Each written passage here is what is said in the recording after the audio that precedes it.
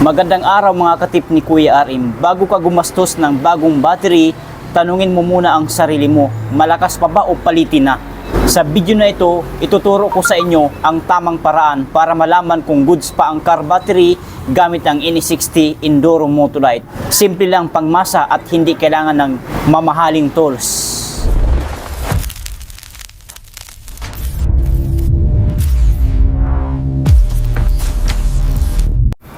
So meron tayong battery dito na Ine60 Motolite Enduro.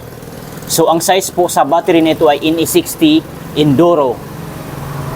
So ito ay 46 to 48 ampere hour, 12 volts, maintenance free battery. Ibig sabihin, less hassle, hindi na kailangan na magtutubig pa kasi ang battery nito ay ready to use, maintenance free, disposable. At once na ma-meet ang 2 to 3 years, automatic i-dispose ng battery na ito. Sa madaling salita, papalitan na ng panibagong battery.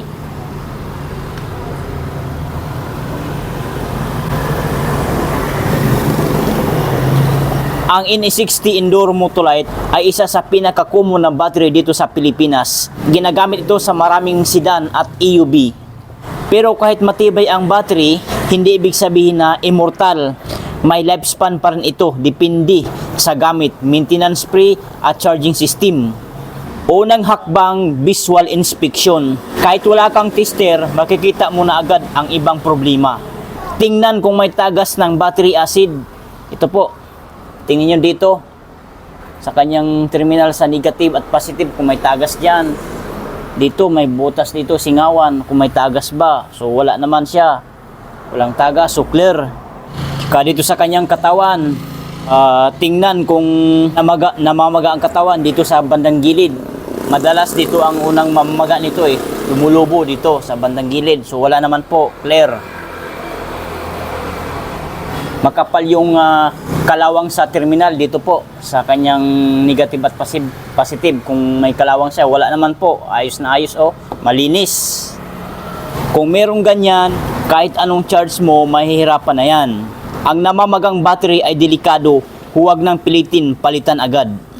Pangalawang check, terminal connection. Dito po, check nyo ang kanyang terminal. Maraming nag-aakala na sira ang battery, pero maluwag lang pala ang kanyang terminal, katulad dito. Siguraduhin na mahigpit, malinis at walang makapal na kalawang. Minsan linis lang ang solusyon, nakatipid ka pa. Linis muna bago palit. Ayan po. Ngayon punta tayo sa voltahe test.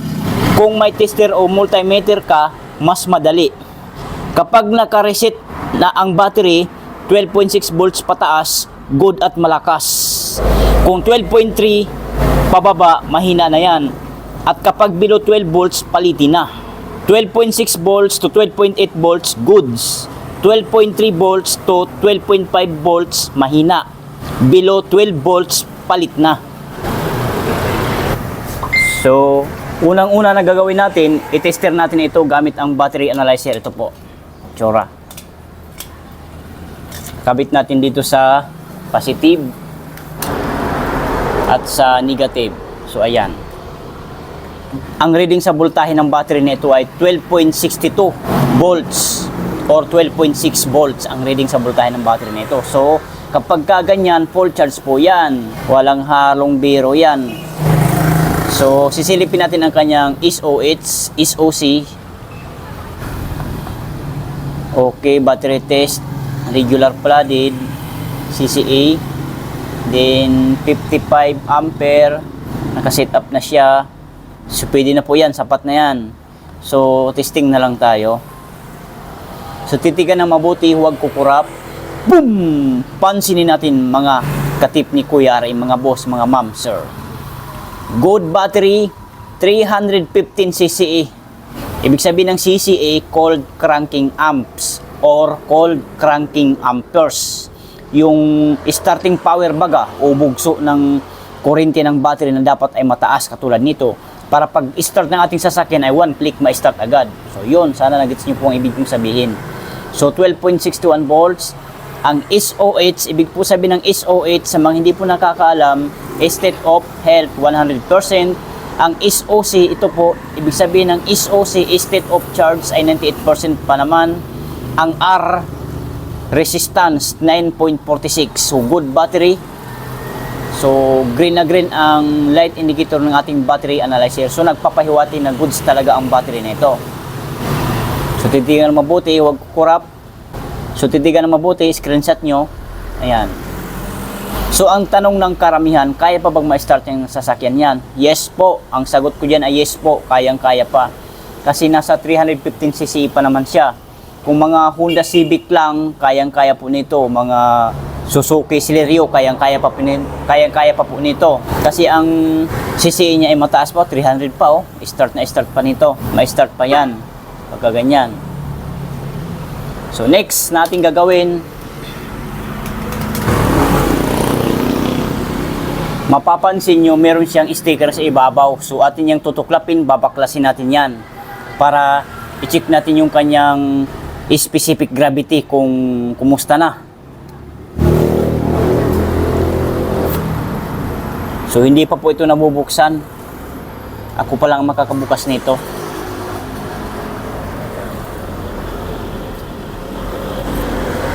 Yan o.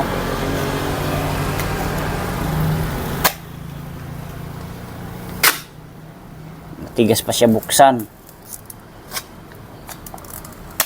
Uy, naputol. Yan.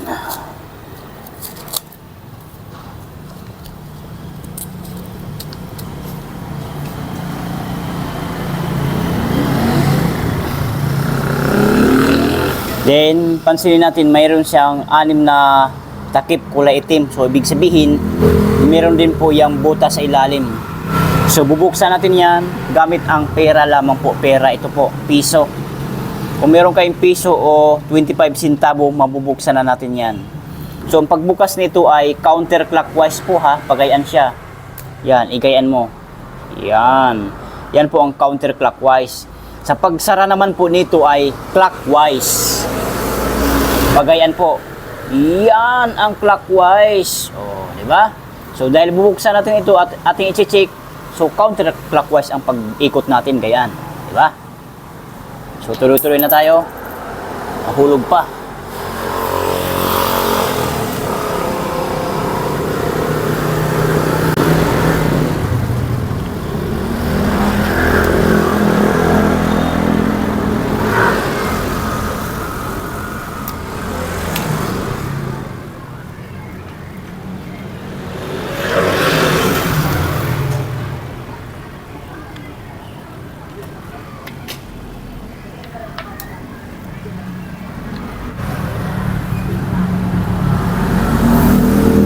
So ayan, bukas na po. At sisilipin ko muna yung kanyang 6 na butas kung may kulang ng tubig o wala.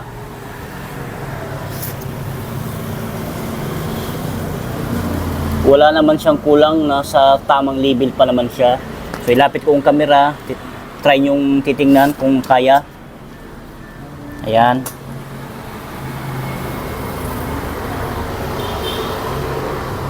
Okay pa ang tubig niya eh. Ayan. Ayan. Oh. Okay na okay ang tubig. So, walang labis at walang kulang. So, ngayon, susukatin natin yan gamit ang hydrometer tester. Ito po ang itsura ng hydrometer tester na kung saan ito po ay panukat sa tubig ng battery.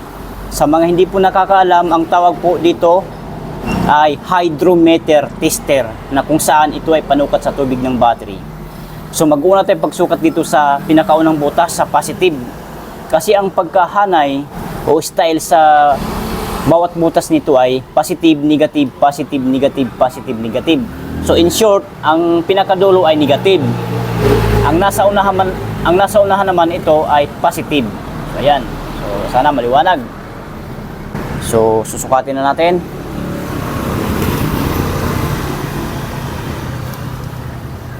So, unang butas, ang sukat ng tubig ay 1250 or 1.250 which is tumapat sa kulay puti. So, goods. Ayos yan.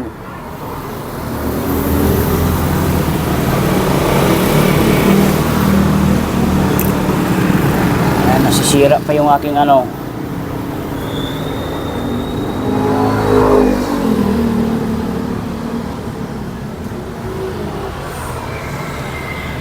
Maluwag na kasi to, oh. Natatanggal na, oh. Tagal na kasi itong gamit. So punasan ko muna.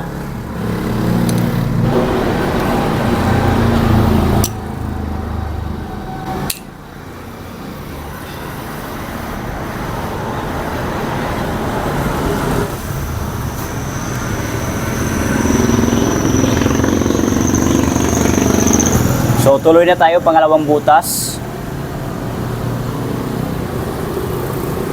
So ang sukat ng tubig ay 1250 or 1.250, which is tumapat sa kulay puti. So goods na goods.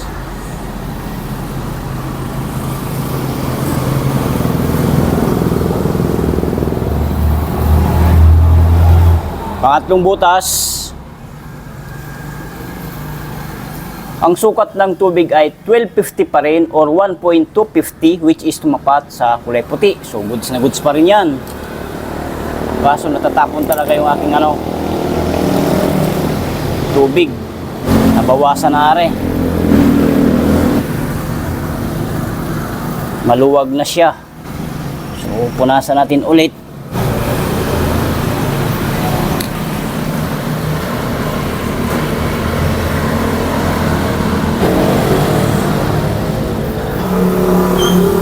So, pang-apat na butas tayo.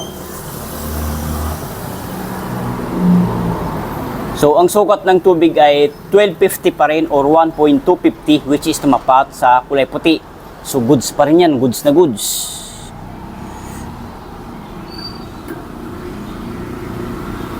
Pang-limang butas tayo. Ang sukat ng tubig ay 1250 pa rin or 1.250, which is tumapat sa kulay puti. So goods na goods pa rin yan. Pang-anim na butas na tayo, last but not the least.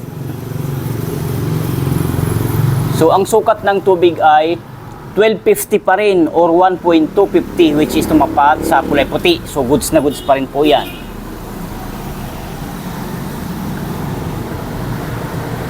So ang status sa battery nito ay okay pa siya, goods na goods pa, hindi pa siya sira. So ngayon, para makasigurado tayo na totoong okay yan, tunay na okay, gumamit pa tayo ng isa pang hakbang o gagawin. Walang iba kundi battery load tester. Ilo-load test natin siya ngayon. Gagamitin ito po, SB52. Ito yung mamahalin na tester. So, meron pa rin siya mga alligator clip na malalaki, parang higante. So, dito natin kakabit sa positive. Diyan. Yan. Ito namang alligator clip na kulay itim ng battery load tester, dito natin kakabit sa negative. Yan. So, nakakabit na siya. So, titingnan natin kanyang voltahe. Ayan po. 12.8 nga po dito eh, oh. 12.8 volts, oh. Sobrang lakas yan. So ngayon, papaliwanag ko muna ng mabilisan ito. Itong DC amps, ano po ibig sabihin ng DC amps? Direct current amperes po yan. Ibig sabihin, pag i-load test natin ito mamaya, ikutin na itong kanyang load switch on off. Dapat itong araw na ito ay umaabot dito sa 100 amperes o 150. Kasi maliit lang po itong battery nating ilo-load test ngayon. Ini-60 lang po ang size niyan. Dapat 100 lang o 150. Pinakamataas na yung 150 ampere. Dito naman sa kabila, DC volts. Ibig po sabihin ng DC volts, direct current voltage. Yung voltahe baga ng isang battery. Yan. So sana maliwanag sa ating lahat, ha. Tapos yung kanyang arrow, meron din siyang arrow, ha. Itong arrow na ito, pag load test natin, pag ikot na dito, nakauna ito, bumababa yan pagka hindi na kaya, pag sira na ang battery. Ngayon, itong arrow na ito, kung mananatili yan dito sa 11 volts, 10 volts, or 9.8 volts, ibig po sabihin, malakas tong battery nito. Goods na goods. Pero, may pero naman tayo ngayon. Kung itong araw na ito ay magda-drop dito sa 8 volts, 7 volts, 6 volts pababa, ibig sabihin, bad battery na po. Nakalagay dito, bad battery na oh. Sira na po itong battery nito. So, sana maliwanag sa ating lahat. Okay? So, ngayon, titigan na mabuti. I-open ko na. Pero bago ang lahat, ito muna. Post to start 15 second timer. Yan, okay na. Then, ikutin na natin. Dahan-dahan. O, tingnan nyo ha. O. Kopya. O. 100 lang. Kahit 150. O. O, dito tingin kay Gian. O. O, di ba? 10.8 volts lang. Hindi siya bumagsak. O, naka 150 load na tayo. O, di ba? So, dahan-dahan natin bitawan to para iwas masira ang ating load tester. Yan. O, di ba? Kita nyo na? Malakas ang ating battery ha, hindi siya bumagsak. So, goods na goods po yung battery na yan. So, tanggalin na natin. Ayan. Importanteng paalala mga katip ni Kuya RM, ang lahat ng battery problem ay battery agad. Kapag mabilis madrain ang battery, ipacheck ang alternator wiring at grounding. Baka palit ka ng palit ng battery pero charging system pala ang may problema. Yan ang simpleng paraan para malaman kung malakas o goods pa ang battery, lalo na ang Ine60 Enduro Motolite. Kung nakatulong ang video, huwag kalimutan mag-like, mag-share at mag-subscribe sa tip ni Kuya RM. Ako po si Kuya RM, tip lang para iwas gastos.